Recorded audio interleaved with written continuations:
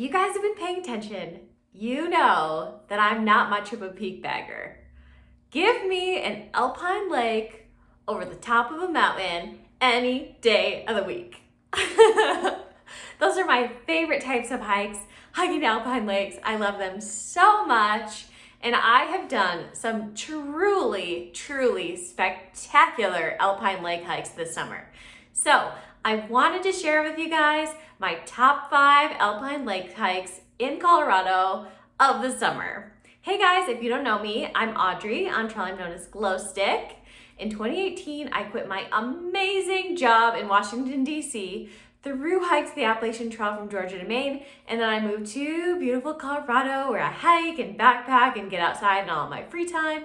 And I love sharing my adventures with you guys, giving you tips on where to go in Colorado, talking about how to prepare for a hike of the Appalachian Trail, giving you tips on gear and different things having to do with hiking and backpacking. And today I want to share my top 5 favorite Colorado alpine lake hikes of the summer. So let's get into it in no particular order. First on this list is Mills Lake in Rocky Mountain National Park. I was just there the other day. I've been there before, but oh my gosh, I was just reminded of how absolutely spectacular this lake is. It's so gorgeous. It's surrounded by mountains. It's really nice in the evening when the light is kind of hitting off the mountains. This starts at the Glacier Gorge Trailhead in Rocky Mountain National Park, and this is in the Bear Lake Corridor. So in 2021, you do need a reservation to get into Rocky Mountain National Park, and you need a special type of reservation to go to the Bear Lake Corridor. So for the Bear Lake Corridor, you need a reservation between 5 a.m. and 6 p.m. versus other parts of the park where you only need a reservation between 9 a.m. and 3 p.m. So make sure that you get a timed entry permit ahead of your visit to Rocky Mountain National Park. I believe that you need these permits through like mid-October, but I'm not completely sure the date. I'll put some information though in the show notes. So Mills Lake, this is a 5.4 mile round trip hike according to AllTrails, and it starts at the Glacier Gorge Trailhead. So it goes up this wooded path. It's very moderate. The elevation gain is under 1,000 feet. According to AllTrails, it's about 850 feet round trip, which if you hike in Colorado, you know that's very chill for these Colorado hikes. So yeah, it's just through this wooded trail. You go past some waterfalls, you go through this little gorge, Glacier Gorge, and then you end up at Mills Lake, which is just this spectacular alpine lake surrounded by mountains. And the first time I was there, I saw a pine marten, which if you guys don't know what that is, it's a member of the weasel family that is so cute, but also very vicious to its prey. And I think that was under this big boulder, and that's why it was like hanging around. And it was super sad. For some reason, I took a video of it while I was there that first time, and for some reason the video did not save. And I was so devastated because this pine marten just like hung out forever trying to get whatever was under this big boulder. But this past time that I was just there, no pine martens this time. Lots of fish jumping though, because I was there in the evening. But a lot of people in Rocky Mountain National Park, I would say the most popular hike there is Dream and Emerald Lakes, which I'll probably do a video about that hike at some point because it is super popular and it's super beautiful. But I would say that Mills Lake is equally beautiful, and there are way less people there. Fewer people. Way fewer people than are at Dream and Emerald Lakes. And this may have to do with, the parking lot is smaller. The Glacier Gorge Trailhead parking lot is a lot smaller than the one for Bear Lake, which is where you start for Dream and Emerald Lakes. But just generally, I have been up to Mills Lake twice, and there have been very few other people there versus when you go to Dream and Emerald Lakes, like the whole trail is just filled with people unless you go very early in the morning. So anyway, don't sleep on Mills Lake. Highly recommend it. You get a lot of bang for your buck. It's a fairly easy hike. It is 5.4 miles, so it's not like easy, but it's fairly easy hike for Colorado, and it's just like so freaking beautiful. So highly recommend. Next up is the hike to Mayflower and Mohawk Lakes near Breckenridge, Colorado. according to AllTrails, this is a 7.9 out and back hike. However, so along this hike, you first get to Mayflower Lake, which is just like a little off trail. And then you go up to Lower Mohawk Lake, and then you go up to Upper Mohawk Lake. But there is a trail that keeps going up above Upper Mohawk Lake. And I would say this is the prettiest freaking part of the entire trail. I got to Upper Mohawk Lake, I was just chilling out, and I saw these people coming down from above. And I was like, yo, what's up there? What are you doing up there? And they were like, oh, well, the hike continues, and it's even prettier up there. So I was kind of tired that day, and this is like a little bit higher elevation. I think Upper Mohawk Lake is around 12,000 feet. And I was like, do I really want to go up there? But they said it was like the prettiest part of the hike, and I was already there. So I was like, okay, fine, I'll go up there. And so I started walking, and there were just more alpine lakes up there, and then it was above tree line, so there was just like all of this open, like gorgeous view of these lakes, gorgeous view of the mountains behind. It's very close to the Continental Divide. And honestly, that part of the hike above Upper Mohawk Lake made the entire hike for me.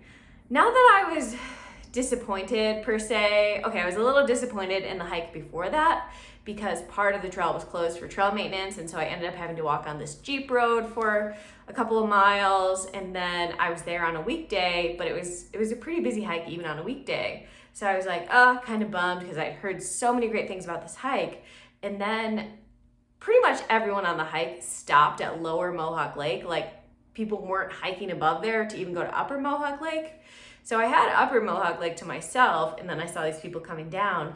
And then I think I saw like 4 other people the entire rest of the way. And I don't even know where the trail ends because it felt like it could just keep on going forever. And I eventually turned around because I was just like sort of tired and I needed to go find somewhere to camp. But wow, it was so beautiful. And it felt very like quintessential Colorado when you think of like in the high country, in the mountains, just like open vistas and like mountains behind and these sparkling lakes. So I would highly recommend this one, and I would highly recommend making it a long hike and going up above the Upper Mohawk Lake. And by the way, this hike starts at the Spruce Creek Trailhead on Spruce Creek Road outside of Breckenridge. And this hike from the trailhead to Upper Mohawk Lake is about 1,900 feet of elevation gain. So definitely not terrible, not too hard. But again, this is a bit higher elevation. So, you know, if you're affected by higher elevation, you will feel it a little bit more. But anyway, gorgeous hike. Highly recommend, especially if you're in the Breckenridge area. But maybe don't go on the weekend because even the weekday was busy, so I imagine that the weekends get really crowded. Next up is the Missouri Lakes and Fancy Lake Loop near Red Cliff, Colorado. I'm not gonna choose favorites, but if I did, I would choose this one. This was my favorite hike of the summer. I loved it so much. I cannot recommend it enough. But because I am divulging my favorite hike to you guys and it was not busy or crowded or anything like that, please take care of the trail while you're there. I mean, I feel that way all of the time, of course, like please always take care of the trails. But if you visit this one, especially, please take care of this trail because it's the greatest and I love it so much. And, you know, I feel like sometimes people try to pressure me not to share the places that I love. And I'm like, that's ridiculous. These are our public lands. But also, please, please, please take care of them. Anyway, so this hike is about 11.5 miles, and this is a loop. And on AllTrails, it says that this hike is 8.5 miles, and that is a dirty lie. I swear to you, it's like 11.5. So don't listen to that nonsense on AllTrails.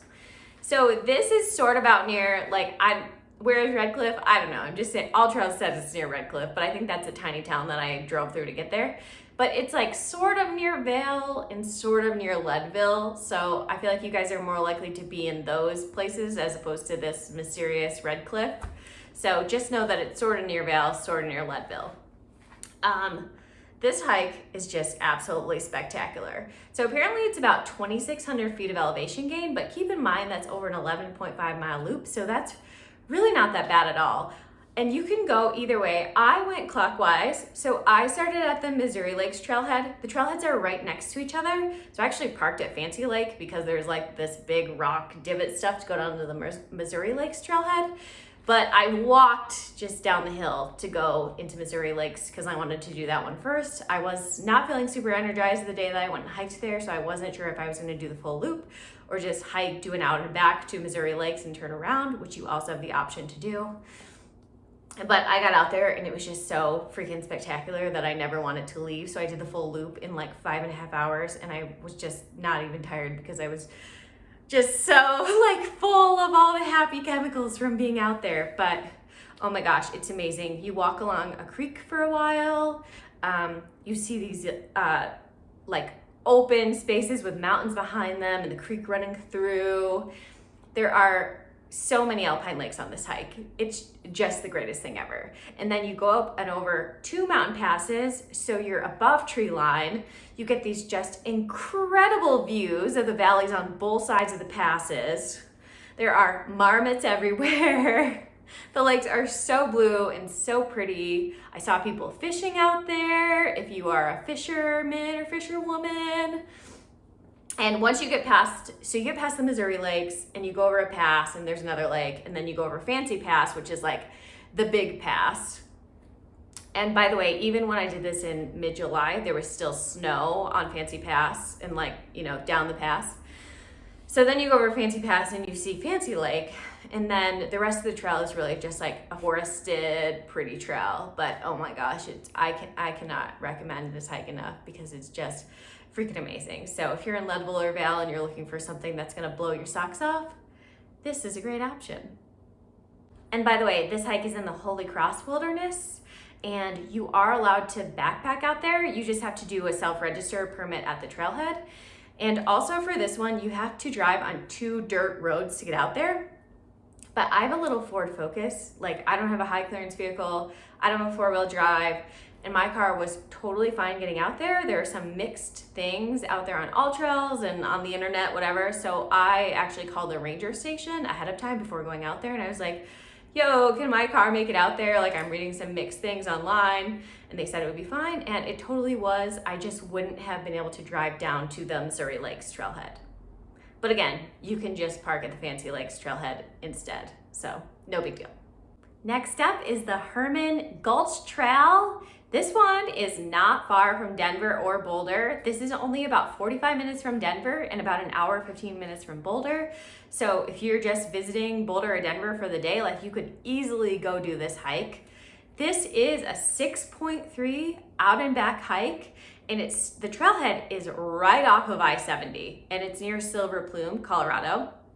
A friend of mine from the AT who used to run a hostel along the AT is visiting Denver for just like a month or 2, and she got in touch and we decided we were gonna go for a hike. So I've been driving a lot this summer, and I've been out backpacking a lot this summer, so I haven't had a lot of downtime or like time at home. So I was kind of like, I don't want to go somewhere where I'm gonna have to drive really far. So I was looking for things that were within an hour or 2 from Boulder, and I was also going to pick her up in Denver. So I was like, well, I don't want to go to the other way toward like Rocky Mountain or anything because I gotta go pick her up in Denver. So I just found this one. I was just searching AllTrails and like trying to find things close to Denver, and this came up. So I was like, oh, that looks cool. I'll go try it. And I was not expecting much because I was like, oh, it's super close to Denver. It's probably really busy. How great could it be? We got to the trailhead. The trailhead was almost completely full, and it's a big trailhead, and there were cars parked along the road. So I was like, we'll see how it goes, but whatever. At least I didn't have to drive far. And I ended up being blown away by this hike. This hike is so freaking pretty. It's ridiculous. And for the fact that the trailhead was pretty full when we got there, the trail did not feel crowded or super busy at all. So that was awesome. And we didn't get to the trailhead, I want to say, until like 9:30. I think like 9:30, which this state is full of early birds. That is super late to be getting to a trailhead. But I think that it worked in our favor in that a lot of those people that were parked there had gotten there early and were just like, you know, chilling up at the top, like at the lakes. and just weren't clogging on the trail. It was great. Be forewarned, there are some bikes on this trail, but it was fine. I mean, we just passed a few bikes, got out of the way when they were coming down the hill. Colorado bikers are totally insane. If you live here, you know that. But anyway, so this is a lovely forested trail, and you get there and you start hiking and you're like, oh my God, I can hear the sounds from I-70. Is this gonna be a peaceful hike? And you get not far into the woods at all, and then you don't hear the cars anymore at all. And then you start walking, you know, it's a gulch, so there's like a creek running down through the valley, and you get these really nice mountain views through the valley. And so I was already like seeing those. I was like, oh, like this is really nice. It's a really nice trail. And then you get to the top, and then it's just like totally open. You're above tree line. There's these super rocky mountains that you have these views of, like all directions. And then there are these two lakes at the top. And one of them apparently is Herman Lake. I don't know what the other one's called. Maybe they're both Herman Lakes. I don't know. But just these like beautiful, like green lakes that really like match the mountains behind them. Just wow, wow, wow, wow, wow. I could not stop taking pictures. I could not stop taking video. I think I really impressed my friend, which, you know, bonus points for that. It's just a really lovely hike, and it's only 6.3 miles, so, you know, you can do this in a morning or an afternoon. It doesn't have to be like a full day thing, especially since it is so close to Denver. So I would just highly recommend this one if you're looking for something close by, Denver or Boulder. Like, so worth it. So good, so good. And by the way, the elevation gain is about 1,700 feet round trip. The steepest part of the trail is like the very first part of the trail, which is, you know, kind of a bummer because you're not warmed up yet. But hey, you get the hardest part of the trail out of the way right out the gate. So that's pretty cool. And this also follows the Continental Divide Trail, which I maybe want to do one day. So that's cool. I keep running into the CDT all over the place. Colorado, Wyoming, wherever, it's everywhere. But anyway, Herman Gulch Trail, highly recommend. Last but not least is the Lake Isabelle Trail. I've talked about this in one of my other videos, 5 not to miss hikes within an hour of Boulder, Colorado. But this hike is like truly my favorite one in the area. So I could not make a video about my favorite alpine lake hikes of the summer without including this one. So this hike is in the Brainerd Lake Recreation Area, which in 2021, you do need a timed entry permit, just like Rocky Mountain National Park, to get into. So I will put a link to those timed entry permits down in the show notes. But they're not difficult to get. You can get them up to 2 weeks in advance. And as long as you're not trying to go like, you know, necessarily on a weekend or a holiday, you can get them very easily, even last minute. This hike starts at the Long Lake Trailhead within the recreation center. But if you end up getting a permit for one of the other trailheads, like the Lake Mitchell Trailhead or the Dayuse Area Trailhead, that's okay. There are trails that you can take to get to this other trailhead, Long Lake, and it'll just add like less than a mile each way. But if you can, get the Long Lake Trailhead. This hike is 4 miles round trip, and that's just to Lake Isabelle. This goes past Long Lake to Lake Isabelle, but you can make it a little longer by taking this hike, or taking this trail, the Gene Lemmings Trail, I believe it's called, or Gene Cummings Trail. You'll see it when you get there. You can take that around Long Lake. That'll just add a little bit of distance. And then once you get to Lake Isabelle, you can add some distance if you want to keep going and make this a full day hike or make it longer. You can also hike all the way to Isabelle Glacier, or you can hike up to Pawnee Pass. Isabelle Glacier is about 8 miles round trip. Pawnee Pass is about 10 miles round trip. I actually haven't gone to either of those because usually when I'm doing this hike, I'm doing it in the evenings after work, just because it does tend to get a lot busier on the weekends and it's harder to get permits. And for me, like living in Boulder, it's only a 45-minute drive. It's probably, I would guess, about an hour, 20 minutes from Denver to this trailhead. But, you know, being only 45 minutes away, like on a summer evening, it's totally easy for me to get up there and it's less crowded and it's a good time to see moose. In general, the Brainerd Lake Recreation Area is a great place to see moose. They're crepuscular, so they're most active at dawn and dusk. And they love hanging around lakes and ponds because they like eating all those little aquatic vegetations. So, and that's a pro tip if you want to see a moose in Colorado. They're very commonly out August, September, October, early mornings and evenings, at dusk. So, if you hang out at an alpine lake at dusk, summer evening, or dawn, summer morning, you might just see one. And by summer, I mean late summer into fall. But anyway, this hike is very, very moderate. I always recommend this to my guests that come to Colorado or to people who are visiting Colorado, because even if you're not used to the elevation, this is a very gentle hike. There's not a whole lot of elevation gain. It's like so much bang for your buck. It's so incredibly beautiful without being difficult at all. It's just like this beautiful forested trail. You go past Long Lake, you get to Lake Isabelle, and Lake Isabelle is just freaking spectacular. It's this just incredibly beautiful alpine lake surrounded by the Indian Peaks, and there's like a little bit of snow on them for most of the year, so it adds some drama. It's just super gorgeous. And then in the summer, there are tons of wildflowers in this area, so it's just an awesome, awesome, awesome hike. If you're ever visiting Boulder and you do not go do this hike, I don't know what you're doing. That being said, the road into Brainerd Lake Recreation Area is closed seasonally. It's closed between about mid-October to mid-June or even early July, because this area tends to get a lot of snow, and of course, like, the snow sticks much longer up in the mountains. So the best time to visit this is truly in the summer, in the middle of summer. And that's when you'll see the wildflowers too. So anyway, those were my 5 favorite alpine lake hikes of this summer.